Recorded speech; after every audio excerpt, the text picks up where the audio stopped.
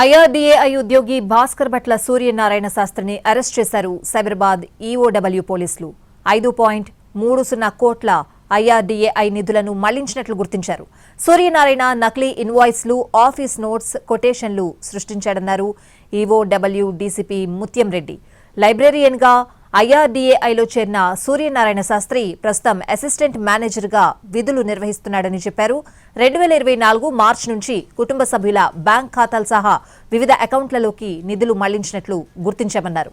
Mahindra company IRDAI అధికారులకిచ్చిన ఫిర్యాదుతో ఈ నిధుల బదిలీ వ్యవహారం వెలుగులోకి వచ్చిందన్న ఆయన సూర్యనారాయణ శాస్త్రి చేసిన నగదు దుర్వినియోగంపై కస్టడీలోకి తీసుకుంటామన్నారు.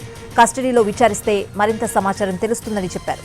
చాలా వెనక్కి నెట్టారు. ఏ కంపెనీలోనైతే అంటే ఏ సంస్థలను అయితే పనిచేస్తున్నాడో అదే సంస్థకు సంబంధించిన నిధులను దుర్వినియోగం చేశాడు. అసలు ఎవరు ఈ ఉద్యోగి, ఐఆర్డీఏకి సంబంధించిన ఉద్యోగి ఏ విధంగా ఈ నిధులను దుర్వినియోగం చేశాడు, అతను ఎలా ఈఓడబ్ల్యూకి చిక్కాడు? మనతో మాట్లాడడానికి Cyberabad crimes and EOW DCP Muthyam Reddy ప్రస్తుతం మనతో పాటున్నారు. ఏంటి సార్, ఈ ఐఆర్డీఏకి సంబంధించిన అసిస్టెంట్ మేనేజర్ ఈ మొత్తం కూడా ఫ్రాడ్ చేసినట్లుగా తెలుస్తుంది. ఏంటి సార్ ఈ కేసుకు సంబంధించిన వివరాలు ఏంటి?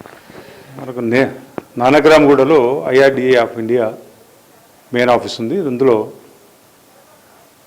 అలా పనిచేసేటువంటి అసిస్టెంట్ మేనేజరు భాస్కర్ భట్ల సూర్యనారాయణ శాస్త్రి గారు అందులో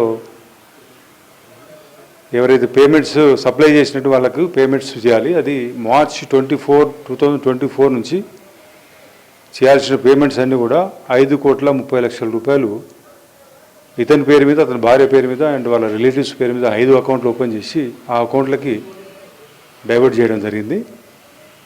ఇది మాకు ఆగస్టు 22 నాడు కంప్లైంట్ ఇస్తే అఫీషియల్స్ దాని మీద ఎఫ్ఐఆర్ చేసి అతన్ని అరెస్ట్ చేసి ఈరోజు కోర్టుకు పంపించినాం. ఈ పేమెంట్స్ ఎవరికైతే ఈ మహేంద్ర కంపెనీకి ఇవ్వాల్సిన టైంకు పేమెంట్ రాలేదని చెప్పేసి వాళ్ళకి డౌట్ వచ్చేసి ఐఆర్డీఏకి వాళ్ళకు మెయిల్ పెట్టేసి మాకు మీరు రావాల్సిన డబ్బులు రాలేదన్నప్పుడు వీళ్ళు అలర్ట్ అయ్యి చూసుకొని ఇంటర్నల్గా ఎంక్వైరీ చేసినప్పుడు ఈ మా ఇన్ఛార్జ్ అయినటువంటి ఈ శాస్త్రి 5 అకౌంట్లకి అమౌంట్ డైవర్ట్ చేసినట్టుగా ఐడెంటిఫై చేసి కేసు కంప్లీట్ ఇచ్చారు. దాని మీద కేసు కట్టి అతన్ని ఈరోజు అరెస్ట్ చేసినాం. దాంట్లో ఇంకా ఫర్దర్ ఇన్వెస్టిగేషన్ గురించి అతన్ని కస్టడీలోకి తీసుకొని ఆ ఫండ్స్ అక్కడి నుంచి ఆ 5,30,00,000 ఎవరెవరికి ట్రాన్స్ఫర్ చేశాడు, దాన్ని ఎట్లా వాడాడో తీస్తాం. ఇతను ఒక్కని ప్రమేయం ఉందా సార్? ఎందుకంటే ఇతను ఫ్యామిలీ మెంబర్స్ ట్రాన్స్ఫర్ చేశారని చెప్తున్నారు కదా, ఇందులో ఎవరెవరు ప్రమేయం ఉండొచ్చు? వాళ్ళ ఫ్యామిలీ మెంబర్స్ ఏమైనా చెప్తున్నారా ఏంటి? యాక్చువల్గా ఫ్యామిలీ మెంబర్స్కి ఎవరికి కూడా తెలియదు. అలా వైఫ్ని మాత్రం ఎంక్వైరీ చేయాలా. వాళ్ళు ఇంకా వేరే రిలేటివ్ ఆంధ్రలో ఉంటారు, వాళ్ళు చాలా దూరంగా, వాళ్ళకి ఏం తెలియదు. ఓపీటీ మాత్రం అడిగినప్పుడు వాళ్ళు ఓపీటీ ఇచ్చేవాళ్ళు. అంతవరకే అకౌంట్ ఓపెనింగ్ ఇవన్నీ కూడా వాళ్ళకి తెలియదు. అయినా ఫర్దర్ ఇన్వెస్టిగేషన్లో తెలుసుకుంటాం. అధికారులకు సంబంధించి అంటే ఇతని పైన కూడా అధికారులు ఉంటారు, వాళ్ళు సిగ్నేచర్స్ పెడితేనే అమౌంట్ ట్రాన్సాక్షన్ జరిగే అవకాశం ఉంటుంది. కానీ ఇట్లా ఈయన ఏ విధంగా చేసేవాడు ఏంటి? వాళ్ళకి సప్లయర్స్ ఎవరైతే ఉందో, ఎగ్జాంపుల్ మహేంద్ర కంపెనీ నుంచి వీళ్ళు వెహికల్స్ కొంటారు, షేర్టాన్ హోటల్ వాళ్ళు ఈ ఫుడ్ సప్లై అవన్నీ ఉంటాయి, తర్వాత మ్యాన్ పవర్ సప్లై, వీళ్ళందరికీ కూడా ఎవ్రీ మంత్ వీళ్ళు కొన్ని బిల్స్ పే చేయాల్సి వస్తుంది. ఈ బిల్స్ అన్నీ కూడా హెడ్ ఆఫీస్లో ప్రాసెస్ అయిన తర్వాత ఫైనల్ అయ్యి వాళ్ళకు వెళ్ళాల్సిన డబ్బు వాళ్ళకు వెళ్లకుండా ఇతను ఈ శాస్త్రి గారు వీళ్ళకి సంబంధించిన అకౌంట్స్ని ఆ కంపెనీ అకౌంట్ల పేరు మీద పెట్టేసి అమౌంట్ అంతా కూడా కంపెనీకి పే చేస్తున్నట్టుగా ఈ అకౌంట్లకు పే చేయటవాడు. ఇది ఒక ఓవర్ ఏ పీరియడ్, ఈ అమౌంట్ మార్చి 24 నుంచి ఈరోజు అంటే 1.5 year వరకు ఇది డైవర్ట్ చేయడం జరిగింది. ఈ మధ్యన ఐడెంటిఫై చేసి కంప్లైంట్ ఇచ్చారు.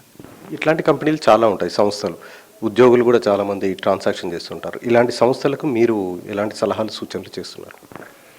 ఇది వాళ్ళకి ఎవ్రీ మంత్ క్వార్టర్లీనో వాళ్ళ అకౌంట్స్ అన్ని కూడా చూసుకుంటే ఈ అమౌంట్ ఎంత పోదు, మొత్తం ఇట్లా డైవర్ట్ చేయడానికి అవకాశం ఉండదు. ఎప్పటికప్పుడు ఎవ్రీ మంత్ క్వార్టర్లీ వాళ్ళు చెక్ చేసుకుంటుంటారు.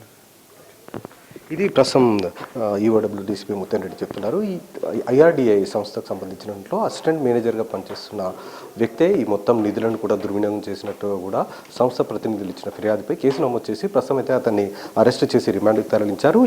మళ్ళీ అతన్ని కస్టడీలోకి తీసుకున్న తర్వాత ఈ కేసులో ఇంకా దర్యాప్తు కొనసాగే అవకాశం ఉంటుందని చెప్తున్నారు. ఏ విధంగా అతను అంటే దాదాపు 5 ఫ్యామిలీ మెంబర్స్ అకౌంట్లోకి ఇతను ట్రాన్సాక్షన్ చేశారు కాబట్టి ఏ విధంగా ట్రాన్సాక్షన్ చేశారు, ఇంకా ఎవరిదైనా ప్రమేయం ఉందన్న కోణంలో కూడా దర్యాప్తు చేస్తామనేది ప్రస్తుతం డీసీపీ ముత్యం రెడ్డి చెప్తున్నారు. Cameraman Ganapathi, Radhakrishna, NTV, Hyderabad.